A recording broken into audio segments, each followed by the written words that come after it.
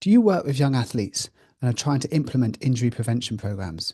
Do you want to know which stakeholders or people in their lives are the best to influence to make sure this happens and how to go about influencing them? If so, then this episode of Clinical Communication may well be for you. In this episode, I'm speaking with Tom Jacbos. Tom is a musculoskeletal and sports physiotherapist and also a trustee for Power Up to Play. Power Up to Play is a charitable initiative set up by medical professionals to raise awareness about injury prevention and hopefully increase the welfare of young athletes. As you heard, in this episode, Tom and I will be discussing the best ways to try and increase the implementation of injury prevention programs for young athletes, and who is the best people to try and influence in turn to make sure this happens. While there's plenty of evidence now out there for various programs for reducing the risk of injuries in athletes, there's very little about how to actually make sure it goes ahead and happens. Hence this episode today. If you find this useful, please do go and share it with others. Please do subscribe. If you have any questions or stories you want to share, you can send them in to clinicalcommunication@outlook.com and I might well read it out. Thank you for watching or listening, and I'll see you next time. And I think some of it can be useful. Right. Yeah, interesting. Tom, thank you for doing this, by the way. That's right. And giving up your time this evening. And this is, as we were talking about a little bit before, we're talking about the communication around injury prevention programs, something I've done in the past, but not for a while. I should be clear, today we're not talking about what goes in the injury prevention program. There's various other resources and stuff out there, people to look at. And again, I'm sure that varies on the sport as well as to what you put in it and what joints you're trying to, and tissues you're trying to work with. Before I get into this list of questions we got here, actually, what made you so interested in the injury prevention world? I went to a CPD day. It was a set of lectures, probably about 10 years ago. And it was in Oxford. And there was a bunch of different sports medicine consultants and orthopedic surgeons and so on presenting on different things, different specialists in their field. And a knee surgeon called Will Jackson was presenting a paper that was fairly hot off the press. I think it was published in 2012 or 2013, I think. And it was looking at rates of ACL reconstruction over the last 20 years. So I think from 2002 it was from the 90s through to that sort of period of time. So he was presenting this information about a steep rise, a dramatic rise in the number of ACL reconstructions being done in the UK. So it was a nationwide paper.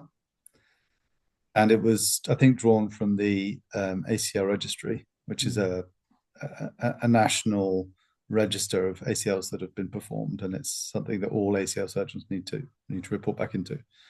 And it was such a shocking statistic about this sort of almost exponential curve of ACL reconstructions going on, that it kind of made me sit up and go, wow, okay.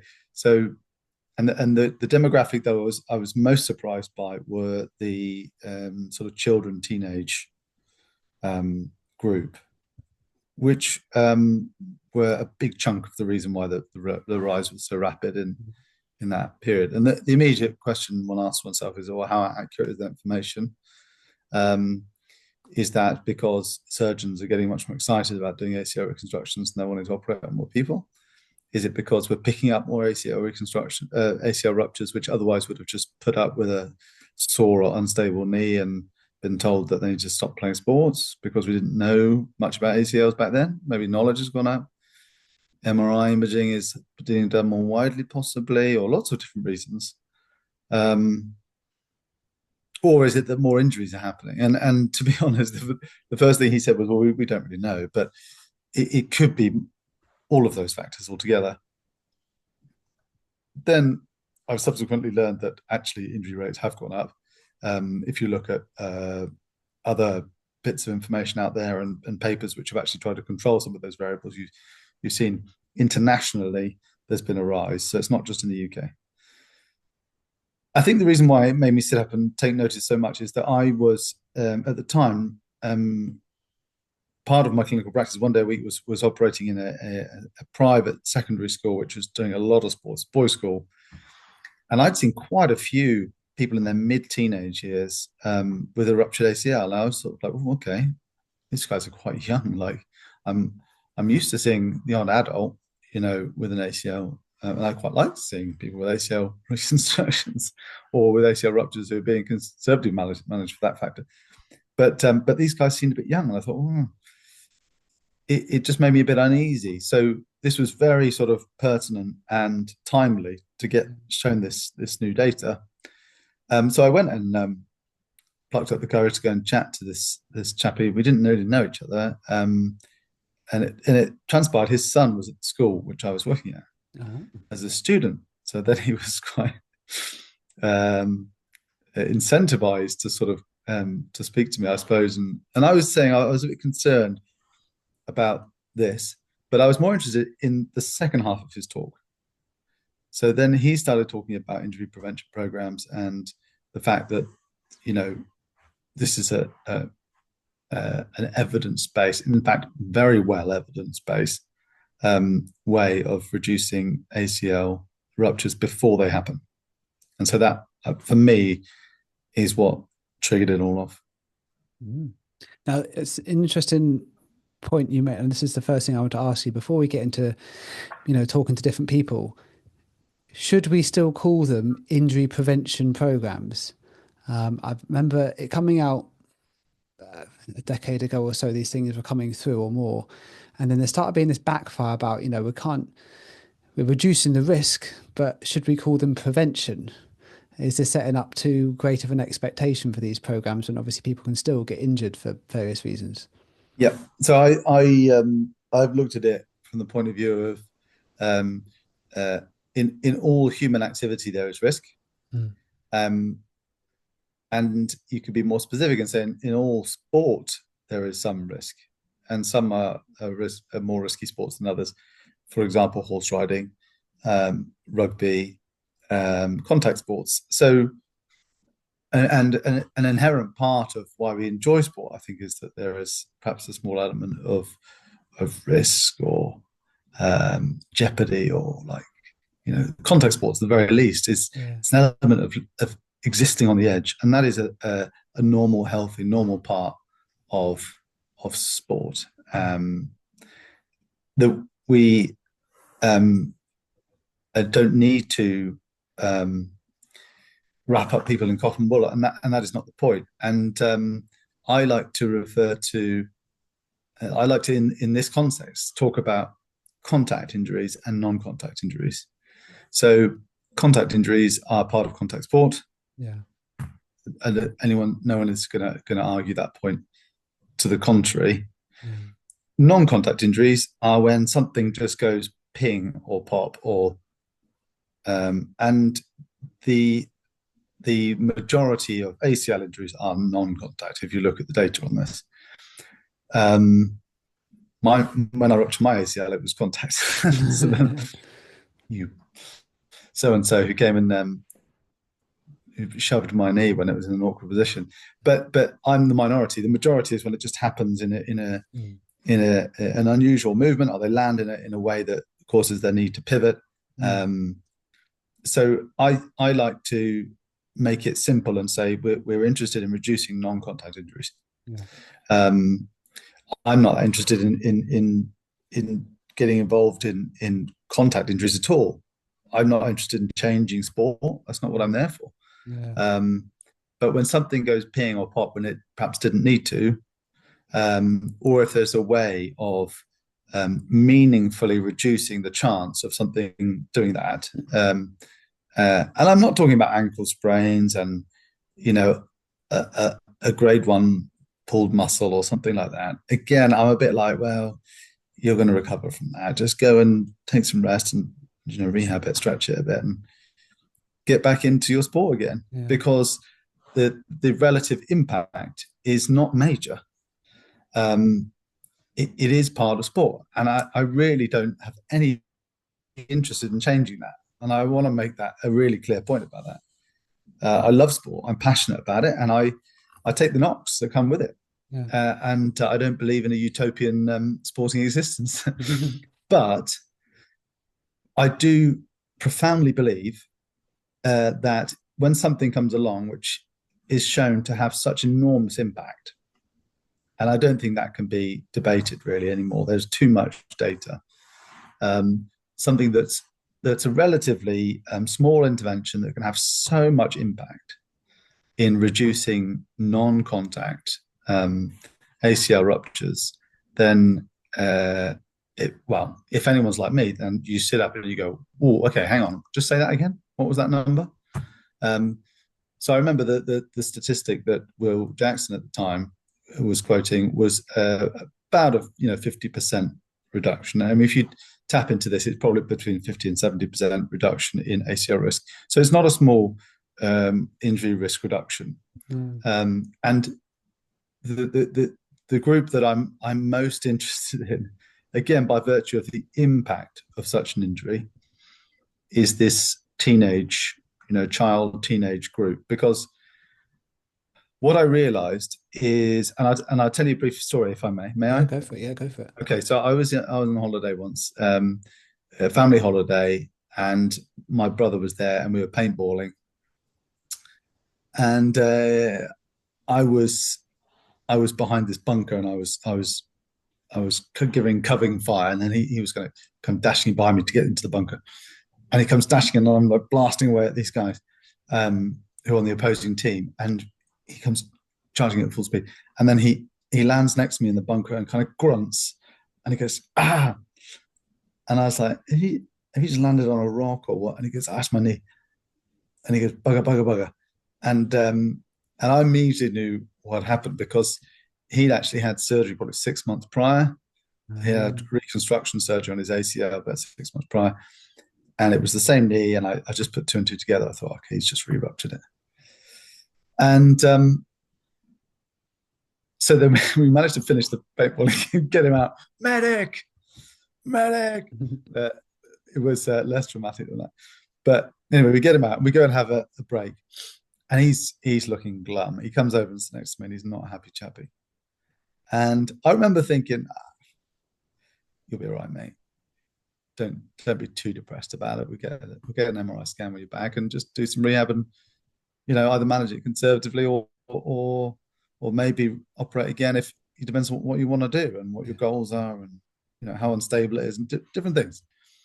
But I wasn't that stressed. He was stressed. I wasn't stressed. And I was trying to think, like, why wasn't I stressed about it and like worried for him? And I think the reason is that he's an adult, and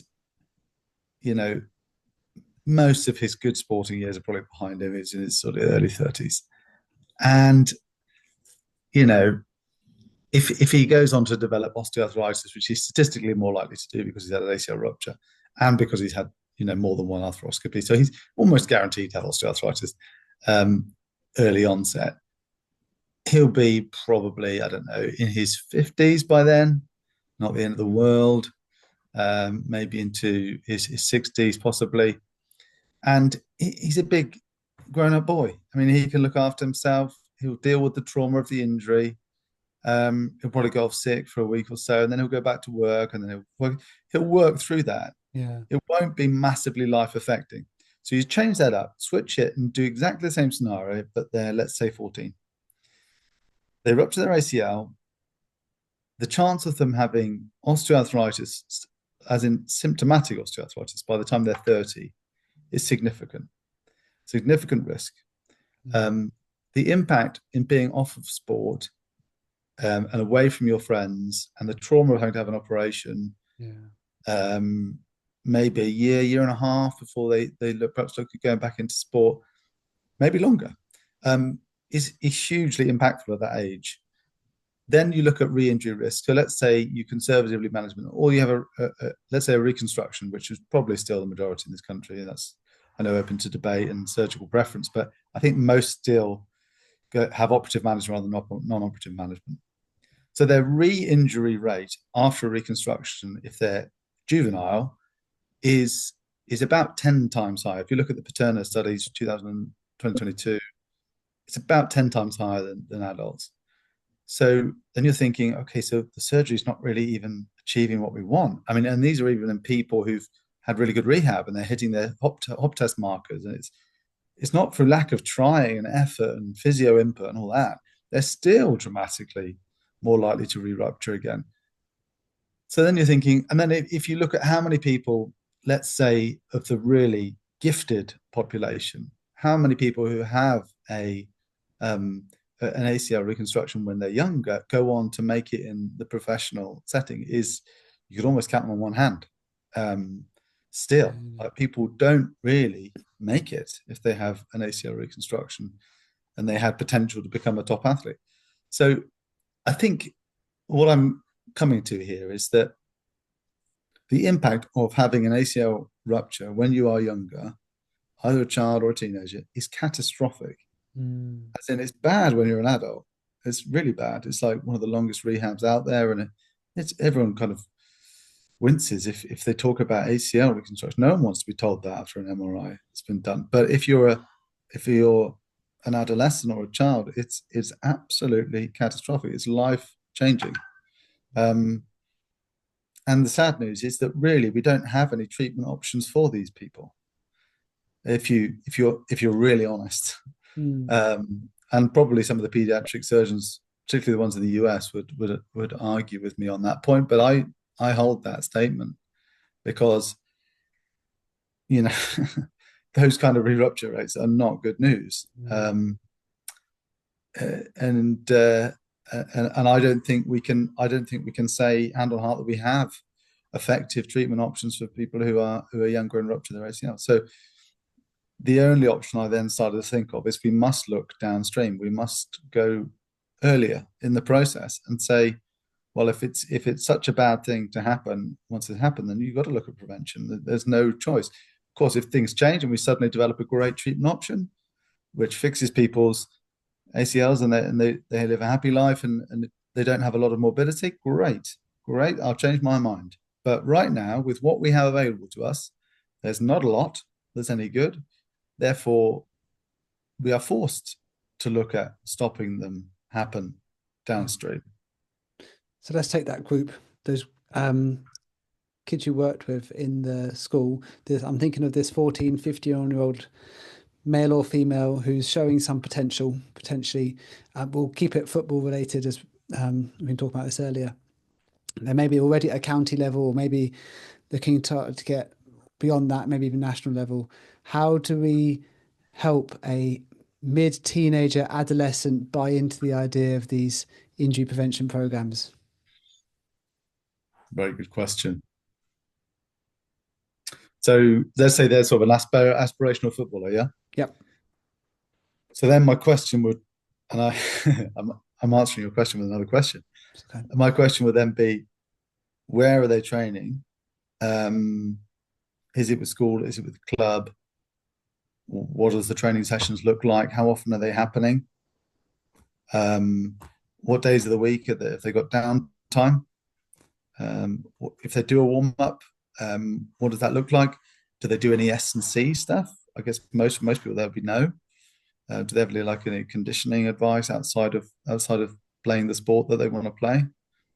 And that would give us a bit of a picture, really, about where they're at. And I'll tell you for why, because in a lot of these privileged schools, or in the academies where they've got, their real talent and they've got a lot of resource, it's amazing what academies have now compared to, say, 10 years ago. They may well have a strength and conditioning coach who's got all this. And I have to say, at the academies and at the top clubs and, the best schools, they are so lucky, because they've got someone who's kind of almost employed there, thinking about, okay, what shape are these guys in? How much strength do they have? Are they, what are they like at plyometrics? What's their single leg squat like? Amazing.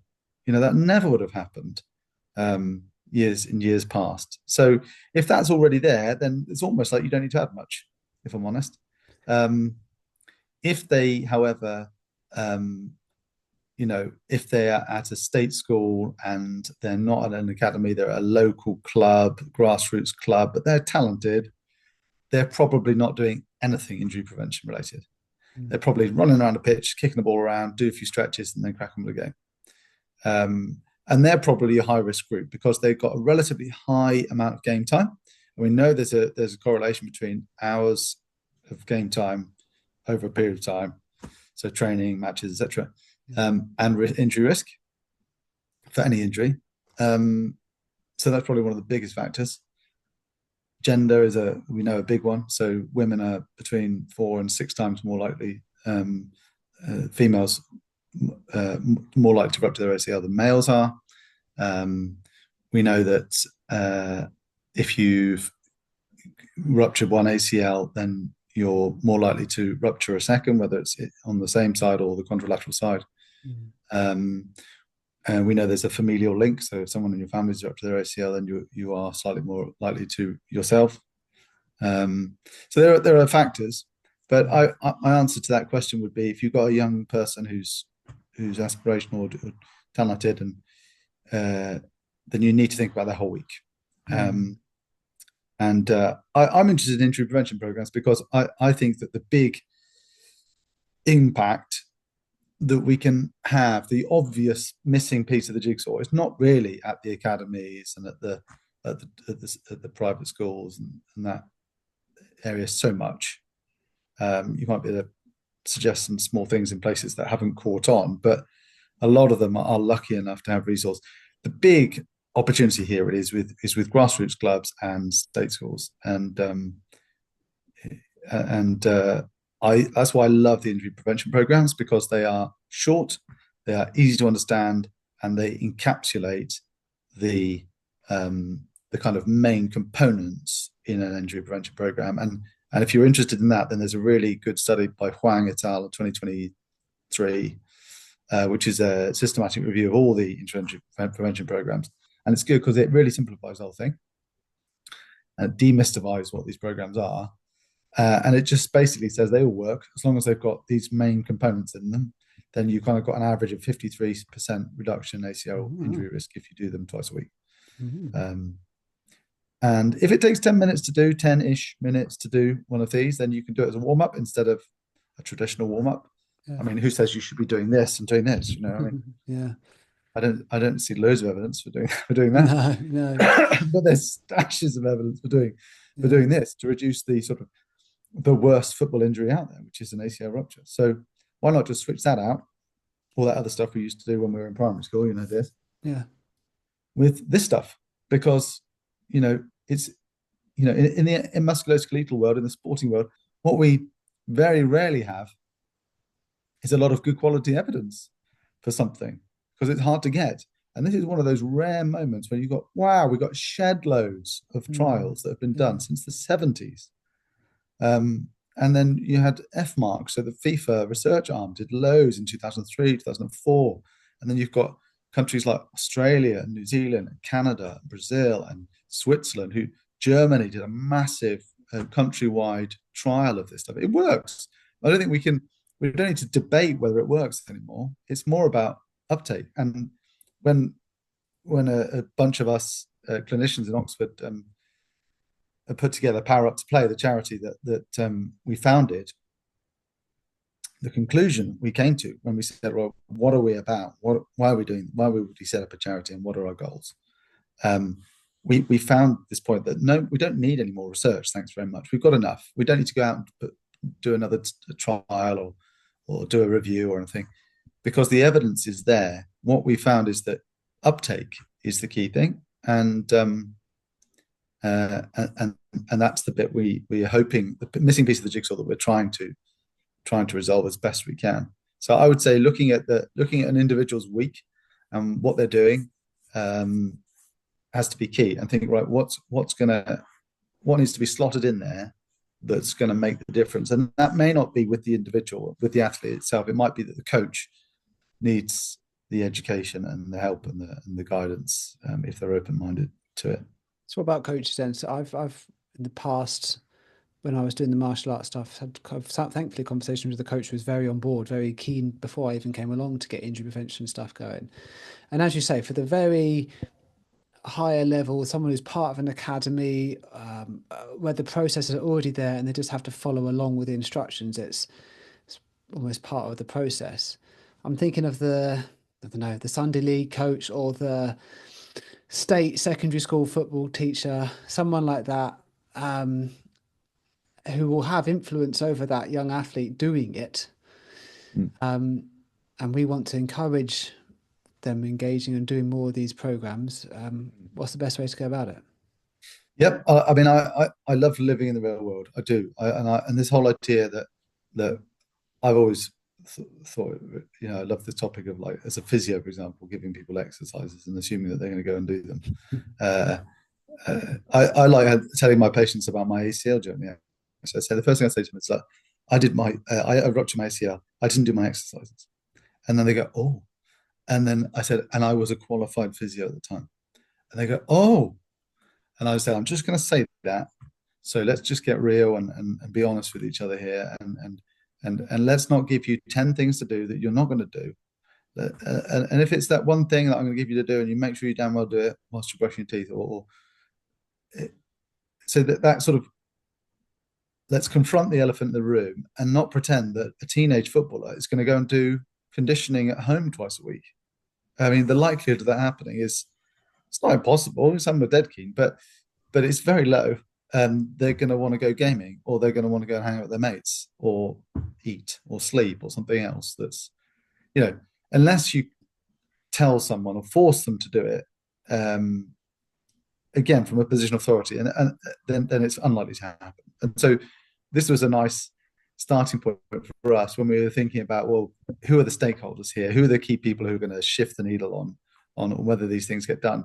And we came to the conclusion after a while that the coaches, parents, maybe, individual, possibly, but unlikely. The coaches are the key stakeholder, in my opinion, in the majority of children and youth sport, because they're the person who picks the team, for one. So if you don't do what you're told, then you're not going to get on the team sheet. So they listen to the coach. They always do. And also, they're the one who structures the session. And I've spoken to lots of people over the last 5, 6, 7 years at different conferences and different things. And some of them are just like, well, we'll get them to do it twice a week at home and do it as part of their homework. And I've spoken to PE teachers, and they go, hang on. Do you really think they're going to do that? So that I found that collectively, I think that the general consensus is, for the group you're describing, which I'd say is the overwhelming majority of children and young people, it's not that super motivated, self-reliant, capable, aspirational youth. It's going to be the people who, they love playing, but all the other stuff, no thanks very much. For that group, then the coach incorporating it into their training session and incorporating it into their match day. I don't know the statistic, but the overwhelming majority, they'll do one training session a week in an evening, and then they'll do one game on the weekend. Yeah. And we know that if you're getting 2 sessions in a week, then the effectiveness goes up a massive chunk.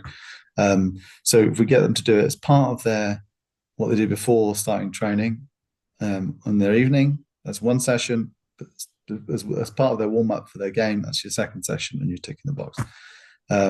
We know that the injury prevention programs work if you do them once a week, but if you do them twice a week, it really increases. So we were looking at different, the different programs that are out there. You've got the PEP program, which has been around the longest. That's been around since Mandelbaum created it in America in the 70s. So that one's really avant-garde. And then you've got the FIFA 11 Plus, which was produced by FMark in 2003.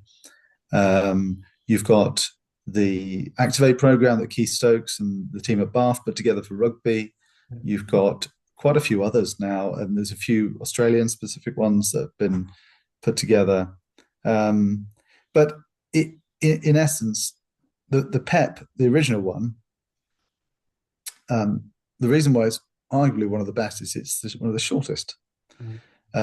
So it's 15 minutes, but that includes the stretches at the end. And arguably, you could bump the stretches to the end of the session. So then it's more like 10 minutes.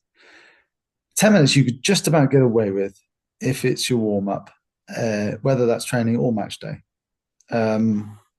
And just canvassing PE teachers and coaches like we've tried to do over the last years, how long it takes to do it is a real factor.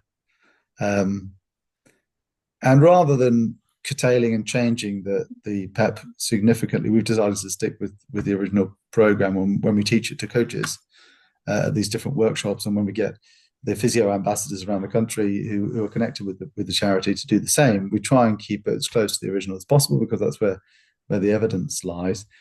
But it's also interesting that this newer paper from Huang et al. in 2023 said that really all of the programs have shown effectiveness as long as they seem to, because they all share these same main categories, and that is your agility, so your direction change stuff, your muscle activation or your strength work. So that's things like, heel raises or squats or walking lunges or Nordics or Russian hamstrings or different things that really seem to sort of fire up the muscles. Your plyometrics, so that's hopping and jumping, different forms of hopping and jumping, and the running aspect, so that's running forwards, running backwards, accelerating, decelerating. So as long as it's got those key categories in it in different forms, it would seem that the effectiveness at that kind of 50% plus level is maintained. And in that paper, they talked about it as an average of 53% reduction in ACL. So that was very interesting. So that I used to hate it when people would sort of bastardize your program, and they take it and they go, "Well, we'll change that, but we don't like that." And the girls don't like kneeling, so we won't do the kneeling one anymore. And they start bringing in, getting creative with it. And as a scientific-minded person, I was like, "Whoa, don't change the variables." And I got very upset about it. But then this new paper comes out saying, "Calm down, Tom. As long as they're doing the main categories, then it would seem that effectiveness is preserved." So what did I know? Anything apart from keeping it short and suitable for the group that they more willing to do, and it's only twice a week. Anything else you've helps the coaches or the PE teachers kind of buy into it? I think how you sell it seems to be really important. So there is some evolving evidence, not a lot of it, but there's a little bit coming out of America, which has shown that these injury prevention programs can improve performance. So jump power, sprint speed, some other things. And in one way, I'm not that surprised, because for people who don't do S&C, it's kind of S&C. Like, it's flipping hard. I don't know if you've tried the PEP program. And no. I got a shock. So I'd go out and I was like, "Oh, I'm a physio. I can show you this prevention program. Let's go outside and we'll all do it." And we went through it, and I was blowing hard, and my legs were burning like crazy. And I was like, "This is really tough." And then the first thing people say is this a good idea to be working this hard before playing a match? Am I just not going to be knackered and like be more likely to have an injury?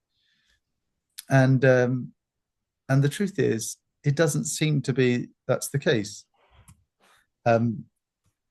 because the kind of the initial intensity of that warm up, although it's 10 minutes long, is tough.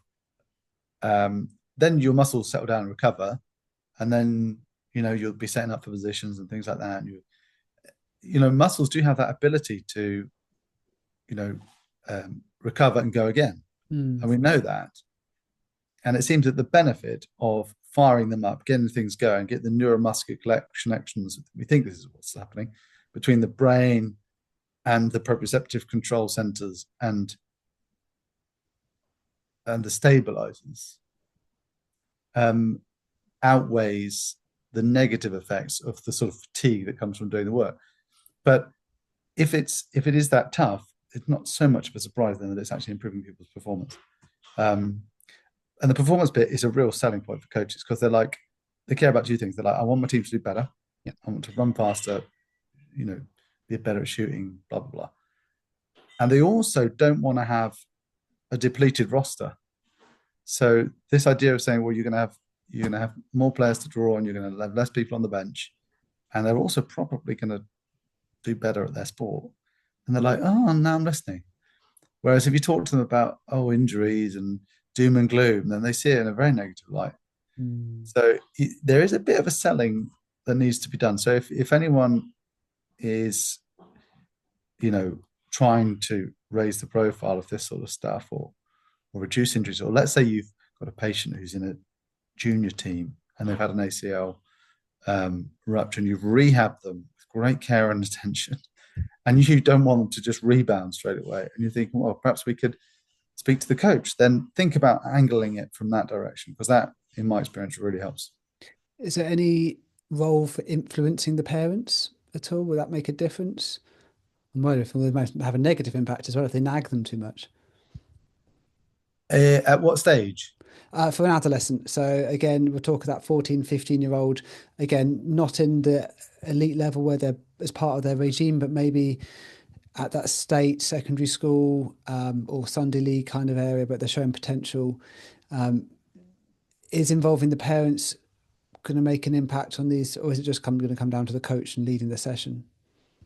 I feel like parents are great ambassadors, and the emotive bit is where the parents really um, dial into it. But um, sadly, not often until they've actually had an injury.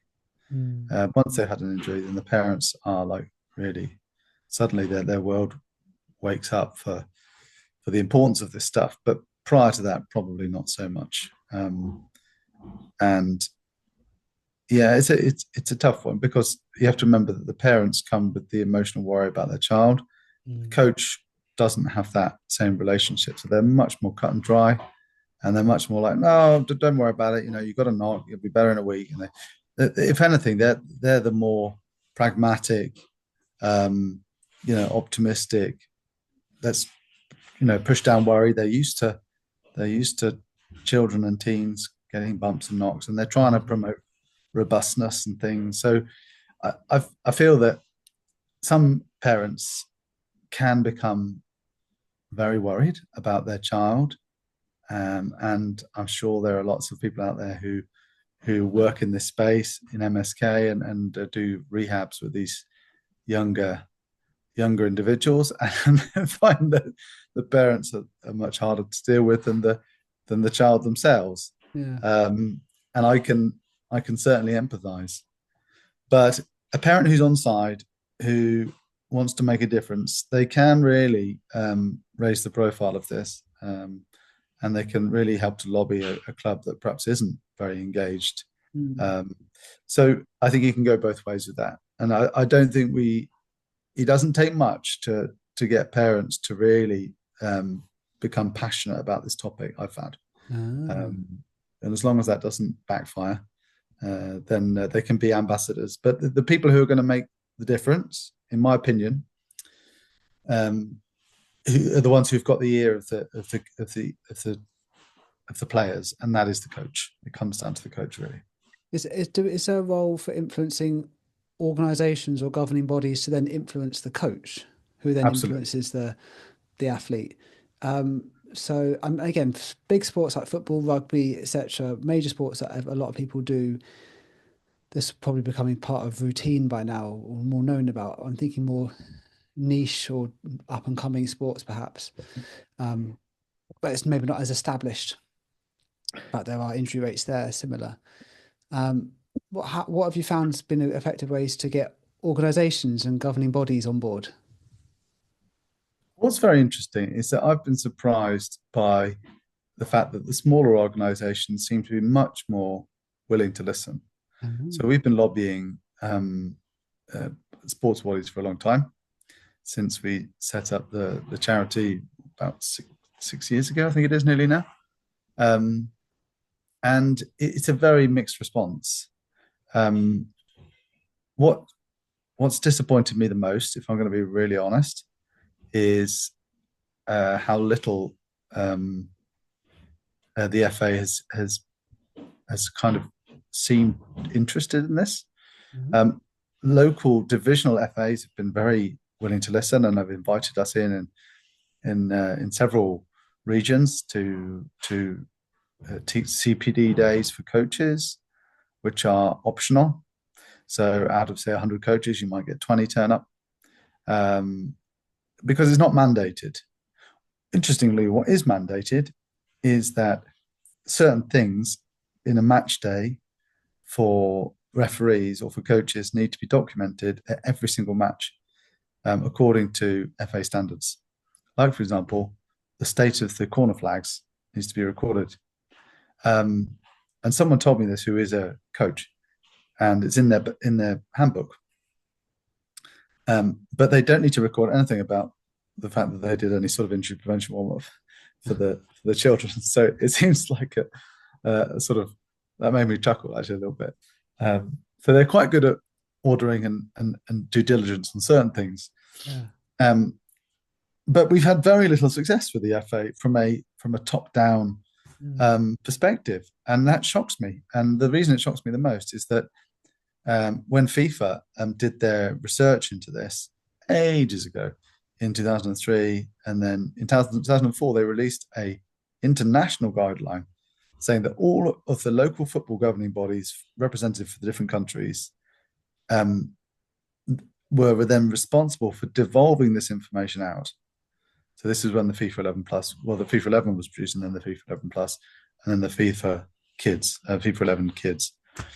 So there's all the materials produced by the international football body, and then the UK specific football association don't seem to have done anything with it. I just really find that hard to understand at all. So that's been very disappointing. Then for smaller sports, so for example, the Welsh FA, they're very keen, and to the extent that they've collaborated with Power Up to Play to write it into their curriculum for their coaches, which is fantastic. We've got a whole module on it now. So our experience with the English FA and the Welsh FA are completely different. And I don't know whether that's because the Welsh are a slightly smaller body, or that there is individuals in there who are perhaps who've had personal experiences with ACL injury and what it can do. Yeah. I don't know, but it's a real mixed bag. I think evolving sports, we've had really positive feedback from anything that involves jumping, cutting, direction change, essentially sort of field sports, comes under the category of high risk ACL sports. And so any of these ones, whether they've used a generic program like the PEP, or whether they use a sports specific one like the ones that are out there, we know that they can benefit from these things. But I think I thought it would be a simple case of just go straight to the big guns, lobby government, get it into the PE curriculum, and the FA will turn around and say, "Oh, well, this is obviously the right thing to do. Well, I'm sorry we haven't done it. Let's sort it out now." That's not what happens, I'm afraid.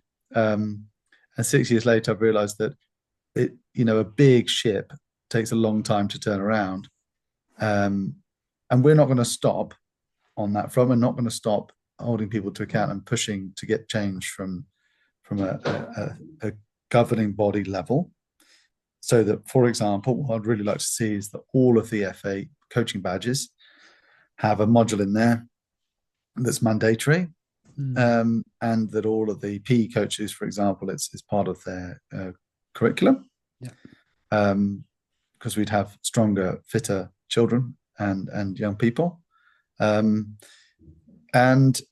that would be great. But we've realized that takes time, and we are then beholden to the opinions and wishes of other people. So simultaneous to that, we've decided to work from the bottom up. And that's where we go out and run these workshops for individual clubs, and how it's been amazing to see the response from lots of physios and sports therapists and different people who care about this around the country, who've volunteered their time for free to go along, sometimes with a sports medicine consultant or an orthopod, or do some teaching to the clubs and to the coaches there. Often, between 10 and 20 coaches in a session at one time, so that it's now happened in lots and lots of different places around the country, and it starts to build up a kind of a general understanding, and slowly changes culture in youth sport. Will that ship turn? I hope so. There's precedent in other countries anyway. Okay. So if you can... so Germany have done a big nationwide football program. Where else? Norway are miles ahead. So Norway have got something called Skadefree, which is a similar organisation, really. It's a charitable company, and their reach has been massive now. Around what is so it's a small population, it's only about 4 million in Norway, but they're doing what we are trying to do, but they're probably 5 years ahead of us. Yeah. So they've achieved great things there in getting it onto the curriculum and different and making it mandated. So I'm hopeful. It's great to be able to talk about it more, I think, in different settings, make it a more widely understood thing. And I think that's the only way we can do it, don't you think? Well, I was going to ask you this, but I think I know the answer based off what you've been saying already. If we make it mandatory, make it part of that checklist, they have to do every match. Will that make a difference? Yeah, I think it will for now. I think I'm not naive to the fact that it will probably be an evolving picture. And we then may learn more things. We might suddenly find that, footwear is more of a feature than we thought it was, or we may learn that something dietary is a massive factor, or I don't know. I'm very open-minded to the fact that we must learn and evolve and be curious and listen to the evidence base as we go, and be open-minded to go, well, let's change it then. We know more, let's change it again. That's fine, but I'm not okay with waiting for a perfect scenario before taking action. And I can't just sit here knowing that 50% of ACL ruptures don't need to happen. It's mad. I feel compelled to say, well, it's not perfect, but let's just get going. We need to do stuff. We need to take action. And that's just part of who I am. I think action is better than perfection every time. So it takes getting up and doing something. And that's what's really spurred me to get involved with Power Up to Play, really. And, none of the trustees get paid to do it. We give up our time every now and then to have our trustee meetings, or to go and do workshops or whatever. I'll go and try and present at conferences and raise awareness. But it's when you're passionate about it, then it's not such a raw deal. And I genuinely, it does generally make me happy to think that this could eventually really make a difference, particularly for people who aren't in a privileged position of having loads of resources and a club that's well set up for that. So I would love to see the day, I think, Ben, when we were at school, at primary school, and we were doing all this business and this very stretches. Our parents were probably on the sidelines going, "What am I doing this warm up?" we never did a warm up, and we just ran around the pitch and then climbed trees and went on bike rides. And so there must have been a culture shift to get to where we were. Yeah. So we must be able to shift it again. That's what I think. Right. And so if, when we're a little older and bolder or more grey or whatever, and we go around, follow our kids around or our grandkids around, and they're all doing agility-based warm-ups at matches and at training sessions, whatever, whilst they're enjoying their sports. And we're happier knowing that SACL ruptures are happening. Then great, that would be perfect. Now, as you say, these programs reduce injuries by what you said, 50 to 70%. Now that's not 100%, and they can still happen.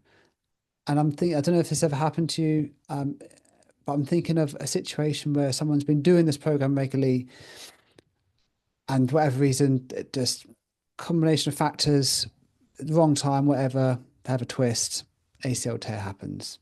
And we have a coach going, we're doing all this stuff you've got us doing, all these prevention drills, but we still had an ACL injury there. Is it really working? How do we handle that conversation when there starts to be some doubt? That's a really, it's a tricky conversation to have with someone. And I think, I think sitting down and understanding the context, I think, is a good starting point. How many injuries did we have last year? How many perhaps the year before, if these things are recorded? And go back to our previous point, that injuries are a part of sport, and I think it would be naive to think that they weren't. But I'm a statistics man. I quite like statistics. So if I was having a conversation with that coach, I'd say, well, we had one rupture this season, and if you weren't doing this program, statistically speaking, we would have had two. And that might be a good starting point. I think it can work in the reverse as well. Like we brought in this, shortly after that epiphany I had all those years ago, we brought in the program. No surprise there, to the school where I was working, and they really went for it. Like I brought the surgeon in. I said, look, come to the school. You present the data, and then I'll take the program. Let's work together on this. And he cancelled his surgical list that day and came over and gave up his time. It was brilliant afternoon. And the school were really went for it hell for leather. We'd sold them the story, and they were really enthusiastic. And then it's been going for years since then. But year one and year two, injury rates for serious knee injuries were down dramatically, and then they were again in the year. They went up a little bit, but they were still much lower than the year prior to starting the program. So, and that might not have happened. I mean, I was already for an anomaly, and in such a small sample size, you can't always see good reliable trends, right? No. But this coach was sold. He was mega happy. It was like, okay, right, you came presented the thing, injury rates went down, and we had, so you can have really nice experiences like that as well. Yeah. But I think we just have to live in the real world. We have to say, well, come on, the injuries are a part of sport, and nothing that Power Up to Play or I am going to do is going to change that. The fact that the injuries will continue to be part of sport. And no one resents that fact, if I'm honest. But when there's a disproportionate disadvantage to a demographic, of which there are life-changing consequences, and something that's relatively easy step to introduce is not widely spoken about, and definitely not implemented often. As a parent, I'd be going, why did this happen? Who didn't tell me? And I would be slightly aggrieved, if I'm honest, that my child, the impacts for the next few years, the impact for perhaps another injury 4 years down the road, and then he's at uni, and then now he can't play any uni sports. And there is a chain of events potentially that could follow on from that makes it a reason, worth speaking about, and worth. It's a public health thing, really, isn't it? I've realised more and more as time goes by, it becomes a public health message, and in the same way that we can speak to our patients about not smoking. When they've got a fracture, and then, but have you thought about giving up smoking permanently? Or however we with the patient caseload that we deal with and the family members and so on. We'd like to think we promote public health, good health. This is just another way of doing that, in my opinion. Does all these things you mentioned about with the adolescent athletes, do all those same principles, whether it's for coach, the athlete themselves, organisations, does that all apply to the adult as well? Let's put them 10 years older, playing semi-pro at the weekends. Again, not part of some major club, but they've training once or twice a week, game at the weekend. Is it all applying the same way? In terms of effectiveness? Yeah, and adherence and getting them to buy into it. Their adherence is better. Okay. That I found, because they know that if they're laid up, they might not have a job, and then their mortgage might not get paid. So there's a sort of an inherent motivation Yeah. of being like, I don't want my hobby to scupper my life, Yeah. And there's a maturity level where they kind of go, oh, okay, well, that's a powerful stat. I'm going to listen to you.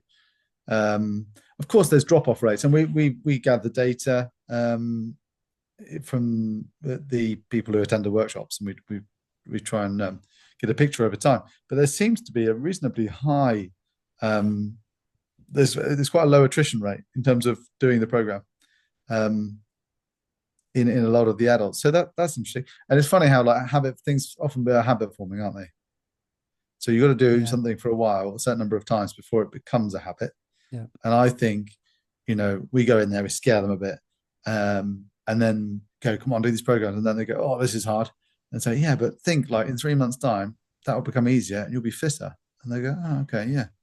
And I don't know, for a weekend warrior type person, I think selling something that doesn't last too long, and I can do it at the start of my, before I go and start the game, it's a sort of low hanging fruit. It's not too much lifestyle change, and it's not too much effort. They've got a little card there they can read, or there's a link to a YouTube video.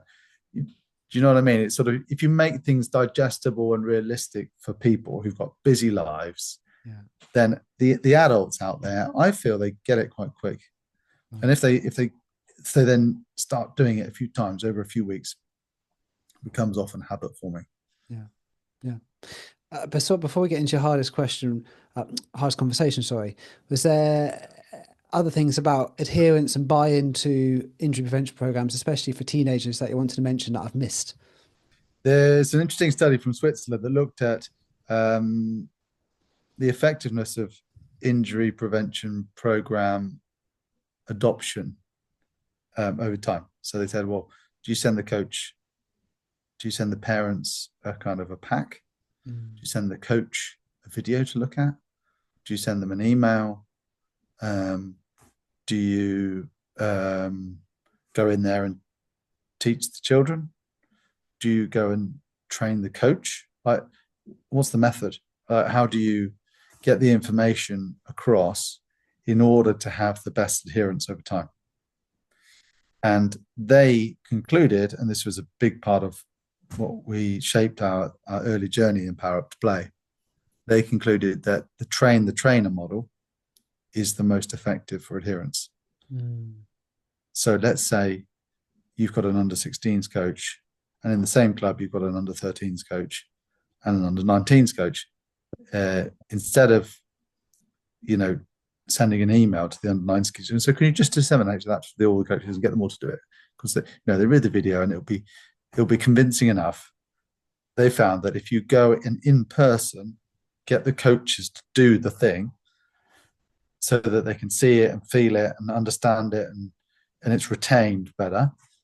And you're giving them the context behind this. You're not just saying, oh, by the way, you should do this because this is now the coolest thing. You're giving them the context of the educational bit there. It seems that you train the trainer, and then the trainer trains their group, their clan that they're responsible for, that they found adherence levels were the highest over time. So I think in answer to your question, that's the model that we know works best. And probably can be applied across sports and age groups. Yeah. Interestingly, with kids, so I mean, you could put the cut off anywhere, but in football, FIFA put it as below 14, I believe. They they produced this program called the FIFA Kids. So it's not the FIFA 11 Plus, which is a lot of the kind of drills and you do this and you do that. It's much more about like play, if you like. Yeah, So yeah. it's a game, and we all need to go and do this, and then we do this. Then we make a monkey shape, and then so I think, and that's actually not been very well researched. So the effectiveness level is not as well known in that juvenile population, and there is some work going on looking at producing some trials or some evidence to measure effectiveness. It's hard to do. Obviously, it's hard to get past ethics and different things in younger members. But I know Nick Nicolau from Sheffield is one of the pediatric ACL surgeons there. He's trying to push this through BASC, and the British Orthopaedic Association are trying to back that as well. So I think probably in the next few years we'll start to see some more studies coming out that look at effectiveness in very, very small children, and also the kind of material that they're going to respond well to. So you can't just assume that, oh, well, an 8-year-old is going to be able to do the hopping on the spot, and then they're going to do this, and then they're going to do that. Whereas a teenager will do that. So I think the appropriateness of the material for the younger members is still being worked through. But actually, the Activate kids, so the rugby specific one, is also looking at more of this sort of making it a game. So we're doing animal shapes and saying we're going to try and get all these rugby balls and get them in the nest that belongs to the bird. And I think that's come from these kids coaches who are very clever, very switched on people, and they get kids. You know what I mean? You've got to be able to, if you want to work with that population and get them to do warm-up of some description, A, good luck. But B, you've got to listen to a coach who knows that age group really well, and what their attention span is, and what they're going to listen to, what they're going to find enjoyable. Does it need to be changing week to week? So that's a very unique population that's very different to, say, 14-year-olds.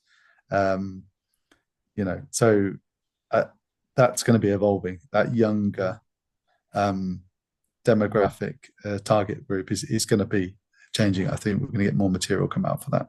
Interesting. Grand. We will see. All right, Tom asked everyone this. What is the hardest clinical conversation you've had?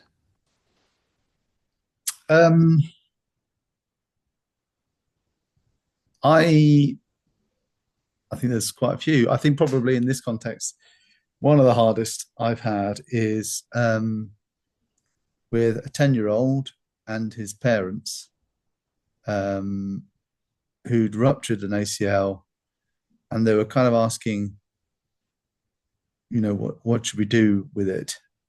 Should we've been to see the surgeon, we've talked about, some surgical options.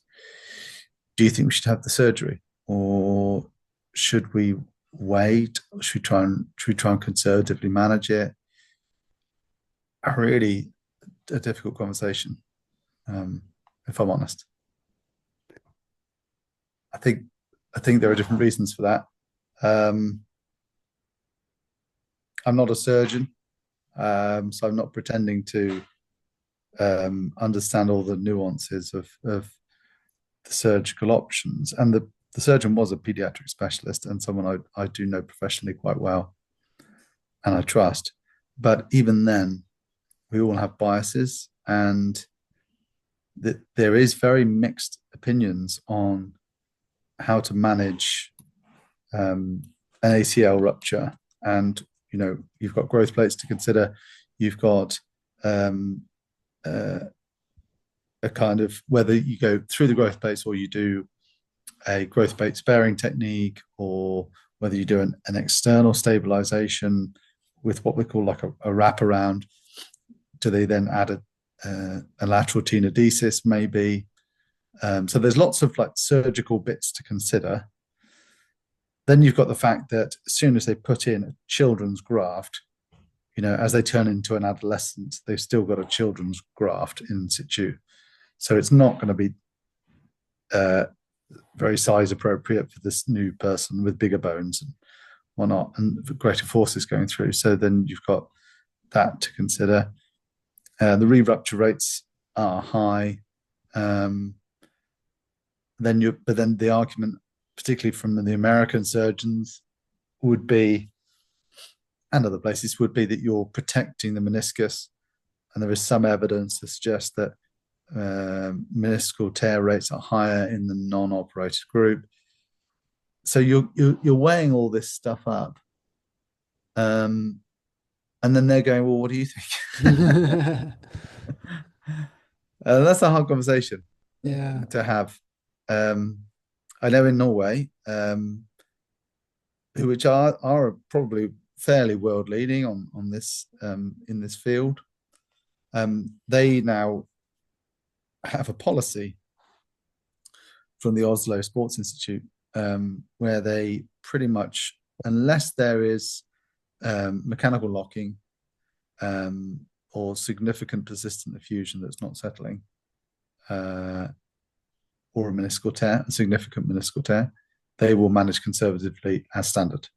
Mm-hmm. So they manage them consistently for a period of, I think it's 6 months to a year, and they follow them up along the way. And if along the way they develop new symptoms like we described, they'll then redirect them back into a surgical arm again. If they treat anyone for a torn meniscus, they then automatically do an ACL reconstruction at the same time. But they're sort of more standard approaches. Unless we need to, we will go for non-operative management. That's adults and kids? This is for juveniles. Juveniles, sorry. So because this kid was he was a little person, I was then wrestling with this, I'm in a position of authority. They're probably going to, what I say is going to sway their opinion. So I have to be very careful with what I say. And what am I basing that on?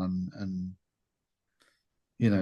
what is my limits of my knowledge, and am I aware of the limits of my knowledge?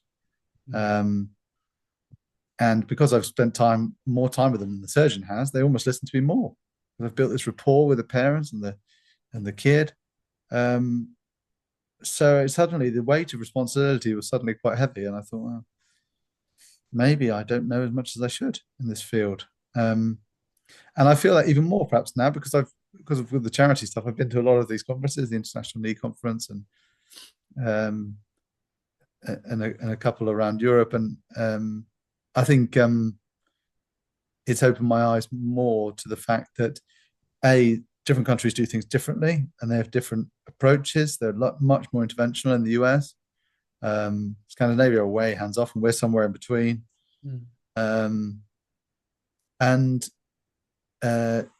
So that there's culture, there's country, unique country culture as approach to orthopedics, and then you've got the individual preferences of the surgeon. Some surgeons are like tally ho, let's operate with most children, and then others are much more hands off. So having that good relationship with the patient is one thing. Having a good relationship with the surgeon is even better, because then you can understand, so you're seeing that surgeon, right? Okay, they are going to be thinking more like that. So that's how they practice. I think being more widely read has been helpful to perhaps understand the context in which the surgeon might go, we must operate on this. It's really the better option. And instead of just saying, well, that's just their bias, then perhaps digging into, well, what is the nuance of this injury that's led them down that route, or even calling them up and say, can I just ask why you've recommended surgery? I'd love to hear your opinion. I've learned lots from doing that. So these are difficult conversations, and I'm not suggesting to you right now that I have got answers, because I think the evidence base is evolving and changing, and it is a significant grey area. The IOC consensus statement from 2018 basically said the same thing. There's a lot we're not too sure about, because we don't have a lot of high quality evidence to push this in one direction or another. But they do say make it specific to that patient and their needs. One argument I would perhaps say is that you're weighing up, is there potential risk of meniscal tears that are going to go on with a frankly unstable knee over, from the age of being 10 to 11 to 15 to 18. But if they are functionally capable and they're doing well and they're strong and they're able to do cutting and jumping and changing direction, build in those activities without any real obvious side effects, then delaying surgery, even just delaying it, I'm not. You could not do it at all if they're a very good coper. But let's say you delayed it till when they were more skeletally mature. Let's say they're 17 and suddenly they look like an adult, and then at that stage, then their re-rupture rates suddenly become more comparable to adults, which is more like 1 in 20, 1 in 15. So then you're much more favorable by that extent. So almost you've worked hard with them to delay things, to allow their maturation to get further down the road. Yeah. Thank you for sharing, first of all, because it's sometimes the hardest conversations, the ones we learn the most from. And it sounds like I don't see many or any ACL ruptures, even adults now, but it sounds like with kids especially, it's a lot more of a trickier conversation even than it is with adults, because of the various factors at play, including growth and other things beyond just do we repair it or not. What's the future for these programs? You were mentioning earlier about the juvenile programs and more research into that. You mentioned about making it mandatory in certain aspects. What do you think is the future of these programs and how we'll see it develop further? Someone from the Association of PE Teachers came to one of our trustee meetings a couple of years ago, and she said it's got to be shorter. She said, PE lesson these days in state schools is, well, unless that changes, that'd be great if it did, but it's maybe 40 minutes. By the time you get them out of the changing rooms and you get them over to the sports field, you've got maybe half an hour. So if 10 minutes of that half an hour is being taken up with this, she said that's not going to fly. So I'd love it if, I don't know if this will happen or not, but let's say evidence comes out to say that 5 minutes is enough and it really makes a difference. If it did, that would be awesome. Because if we can get people doing stuff which is going to prepare their bodies for physical exercise, jumping, landing, twisting, that's going to retain the kind of effectiveness that the 10, 15-minute programs do. That's probably a game changer for PE lessons. And I'd love it. You did ask. I'd love it if it's in the curriculum, mandatory in the curriculum. I think that would be great. So I think there's a lot of different stakeholders involved here, but the big ones are the sport associations, the government, so the Department of Education, and people who have a small group under their care, under their charge. So if we get those three components right, then I think we'll hopefully be speaking less and less about ACL ruptures. And I think from a public health perspective, change takes time. If you look back at the old public health announcements about brushing your teeth for 2 minutes, that took a long time to get that into people's consciousness. And I'm not pretending that this is as important as brushing your teeth in terms of how many people it affects in the country, but it's not a small chunk. There's a lot of children and adolescents these days, I'm pleased to say, out there playing sports, and long may that continue. But if we can do something, a small thing that makes their lives much better playing sports, and keeps them playing sports rather than being sidelined and in hospitals draining the resources of the NHS, then I think we'll be doing a good thing. Absolutely. So the charity, just so people know, you said it's called Power Up to Play? Yep. Specifically for football or for across any sports? All sports. All sports. If people want to join in, we'll find out more. Where do they go? So they go to poweruptoplay.org. Yeah. And on there is a contact us link, and you can drop us a message through there or send an email. All the information is on the website about how to become an ambassador. Essentially, we're developing a regional map for all the sections of the UK, and we get inquiries quite a lot from sports clubs. So our intention, wherever we can, is to team up the sports club with the local ambassador who's on our sort of ambassadors list, and then they can get a badge saying that they're an approved Power Up to Play ambassador. And a lot of those ambassadors are sports therapists or sports medicine consultants, even sometimes, and orthopods. A lot of physios. You'd be surprised how many knee surgeons are kind of trying to spread the word. And you think, well, that's counterintuitive. Yeah. But I also want to do more knee replacements. Yeah, no, but there's a lot of people who care about this, and I think it's quite tough for knee surgeons to have these conversations with families on a day-to-day basis. Much easier to say, oh, you've got arthritis for your knee, let's do a total knee replacement, because you've run out of options and blah blah blah. You're in a lot of pain every day. Let's do this thing, and there's an 80%, 85% success rate.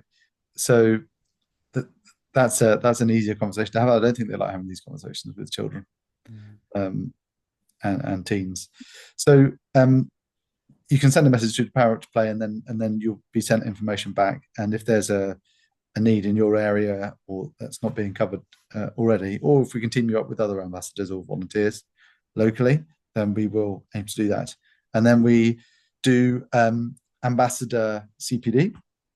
Once a year, we do a Power Up to Play lower limb symposium, and we did our first one last year in Oxford, and there'll be one, I think it's in September this year, in Bristol. So if you're keen to have a full day of in-person CPD with some of the best speakers on the lower limb in general in the country, who were very gracious and supported us and gave up their time to talk about their subject of interest, whether that's tendinopathy or pain or PFBS or whatever, then you both get a really great day of CPD, but you also get a chance to speak to the Power Up to Play ambassadors and trustees who are there, and learn more about the charity as well. There's usually stands set up with more information. So you can go to the website, you can learn more from the website, or you can come to the lower limb symposium in September. You and I connected over LinkedIn, so people can obviously find you there. Are you on any other social media? And not much. I try to avoid it where I can. I'm not on Twitter or anything. But LinkedIn, I try and be on LinkedIn fairly regularly. So you can always message me on LinkedIn if you want to reach out. Yeah, that's probably the full extent of it. Anything else? Do you want to plug? You said the charity. Anything else? Not really.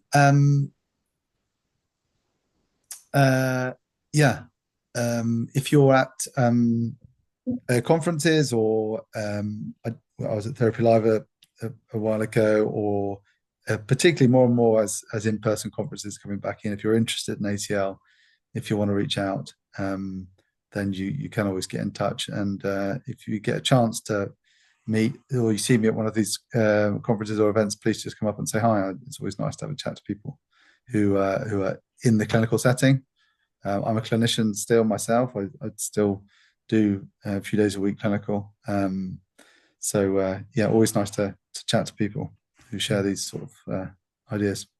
Excellent. Thank you, Tom. Anything else you want to say that I've missed?